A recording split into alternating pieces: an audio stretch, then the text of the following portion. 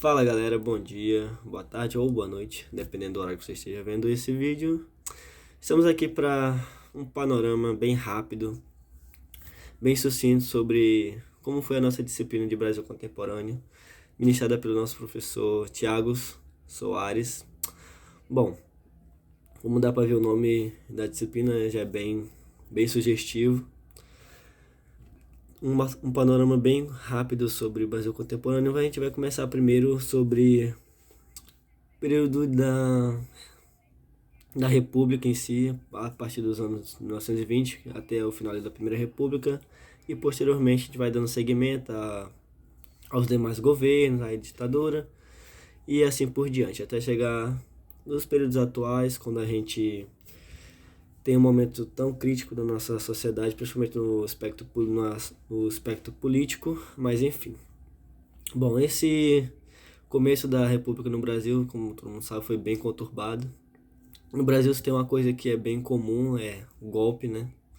O golpe sempre tá ali ou na fala, ou na atitude dentro da política brasileira, mas enfim. Bom, esse primeiro período, né, que a gente vai abordar, vai ter Semana de Arte Moderna, que foi um evento um movimento artístico bem importante pro cenário não só das artes do Brasil, mas também o cenário político também. E posteriormente nós vamos ter as crises nos momentos políticos bem pontuais. O primeiro acho que vai ser, como bem de destaque, o tenentismo, um grande contraponto, né, um movimento de contraponto a antigas oligarquias. Posteriormente também as questões da política de café com leite, que posteriormente vão culminar no golpe de Getúlio Vargas, mas isso tudo vai ser um passo passando rapidamente sobre esses movimentos, e depois a gente vai dar uma pincelada mais profunda também. Bom, posteriormente, passado isso, vamos ter o governo de Vargas, a ditadura de Vargas, então, o Estado Novo. Posteriormente vamos ter o período de Django, Jânio Quadros, assim por diante, a ameaça comunista, o fantasma vermelho que sempre assola o Brasil, né? E literalmente um fantasma, algo que não está tangível ali na sociedade, não é um movimento, por mais que existam adeptos, não é um movimento que possua força ou respaldo político suficiente para implementação dentro do território brasileiro, sempre utilizado como uma forma de discurso para justificar atrocidades ou movimentos antidemocráticos. O grande caso, que é o que vem posterior ao governo de Django, foi um governo bem conturbado por conta das suas decisões políticas, posicionamentos políticos, tentativas de articulações fracassadas, ou até mesmo a falta de articulações de projeto ou de articulações com determinado espectro político, seja de direita ou de esquerda. Era um momento bem conturbado, né? O ensaio do golpe militar já era bem crescente desde os anos de Jango até mesmo antes de 64, o que era uma forma apenas de mascarar a intenção que já estava sendo amadurecida durante alguns anos. Tanto é que teve uma tentativa, mas foi falha, e somente em 64 que obtiveram um certo sucesso. Certo não, né? Obtiveram um sucesso, infelizmente. Posteriormente temos o período da ditadura, se inicia em 1964, se arrasta por mais de 20 anos, com todas as problemáticas políticas, políticas, econômicas, sociais, enfim, o que ainda fazendo, né, estabelecendo um paralelo com o período atual, ainda tem muitos adeptos, infelizmente, tem grupos dentro do regime democrático que o Brasil se encontra, desde o fim da ditadura, adeptos dos mais variados aspectos políticos, nos mais diversos segmentos sociais. Infelizmente, há ainda esse saudosismo, esse sonho, essa romantização do que foi a ditadura militar, mas enfim. Posteriormente à ditadura temos o período de redemocratização, Sarney, Tancredo Neves, ou quer dizer, a falta de Tancredo Neves no caso. E assim temos o período de democratização, temos os governos petistas durante de 2002 a 2016, até ali o começo de 2016, quando tivemos o impeachment da ex-presidente Dilma. Impeachment mais injustificável da vida, mas o cenário político em que ela se encontrava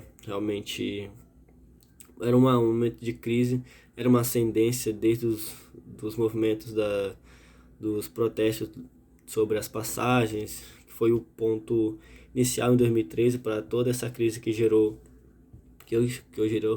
esse, que não ocasionou, mas sim gerou essa instabilidade política, a eleição de Bolsonaro, tudo que há de mais escroto, repugnante na política brasileira.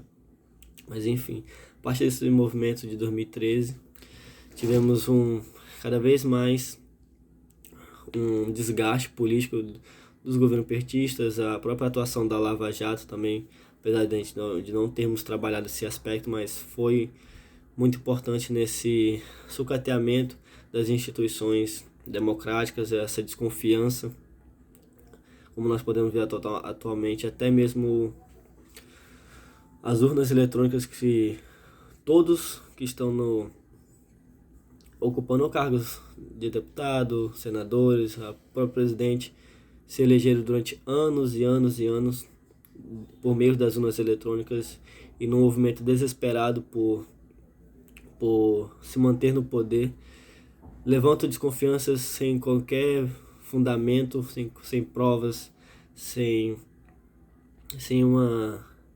algo tangível, algo minimamente racional que possa justificar uma suspeita sobre as urnas.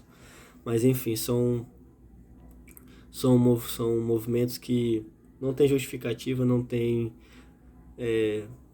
algo palpável para sustentação. Posteriormente nós temos, ao fim dos governos Dilma, posteriormente o Temer. Foi um governo bem rápido até, mas conseguiu um certo reequilíbrio democrático dentro do Brasil.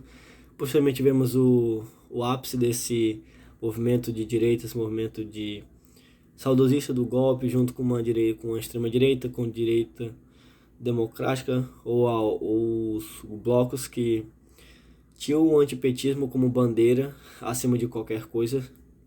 Não, mesmo que não tivesse um candidato, mas tinham bandeiras do antipetismo. É o que movimentou essa porcentagem tão expressiva de brasileiros a votarem em Bolsonaro. Foram mais de 57 ou 53 milhões, se não me engano, de brasileiros que votaram. Uma boa parcela também se abdicou por conta de não se ver representado nem em Bolsonaro no segundo turno, sendo mais preciso, então mesmo no petismo, o qual era representado por Fernando Haddad.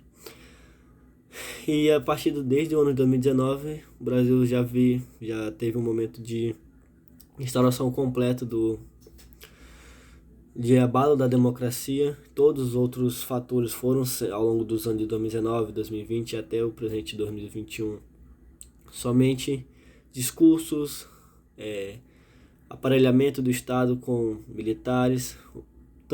É tão expressivo quanto o atual governo tem de saudosismo aos governos militares de outrora, que até um dos fatores mais expressivos para isso é que hoje em dia existem muito mais militares no governo democrático, numa democracia, do que houve no período da própria ditadura. Ou seja, até mesmo os próprios militares reconheciam que não só de militares deveriam viver os postos dentro dos ministérios, deviam ter pessoas específicas para os trabalhos, de acordo com o ministério que ocupassem, o que foi usado como discurso durante as campanhas. Mas enfim, fazendo um breve paralelo, de alguns pontos que também nos chamaram a atenção durante a disciplina, a gente pega Getúlio Vargas, retornando um pouco aí ao começo do vídeo, e deu apenas uma certa pincelada, mas seria necessário para fazer o estabelecimento paralelo com o atual momento político. O governo de Getúlio Vargas teve, sim, obviamente, suas crises, sua própria ditadura em si, foi a ditadura do Estado Novo, mas no primeiro momento teve o aval da população, teve o aval de uma ala dos militares que foram ativamente preciosos para que Getúlio conseguisse alçar o poder, não democraticamente, é verdade, mas parte do seu governo foi sim benéfico para o Brasil, CLT, criação de indústria, fortalecimento da indústria interna. Claro, sempre com os dois apelidos mais convencionais, mãe dos pobres, o pai dos pobres e mãe dos ricos, né? Por conta sempre que a mãe é algo que remete mais a um cuidado a mais, muito mais gentileza, muito mais agrado.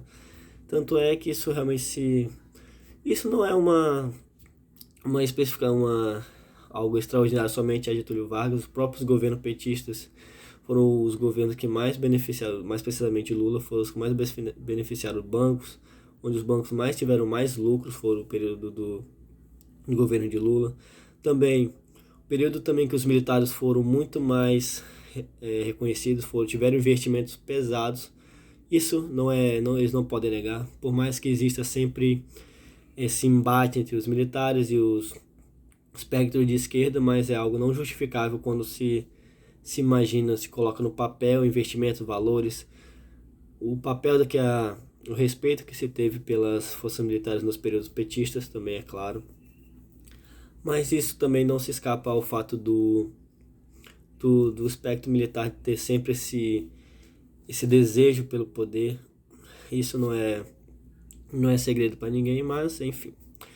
E a principal característica do governo Getúlio Vargas pode sim ser considerado o populismo, uma tentativa de agradar as massas e ao mesmo tempo agradar as elites, não só políticas, mas também elites comerciais também.